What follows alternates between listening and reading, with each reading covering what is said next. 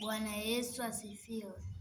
Leo nimekuja kuwafundisha kitabu cha Zaburi sura ya 127 mstari wa kwanza, naye nasema, Bwana asipoijenga nyumba, waijengao wafanya kazi bure.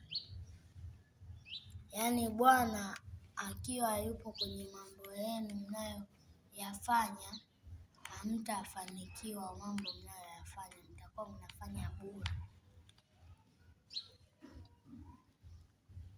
Bwana asipoulinda mji, yeye aulindaye akesha bure. Na mkiwa mnalinda mji bila kuwa na Bwana, mkiwa mnaulinda ni mnakesha bure. Asanteni.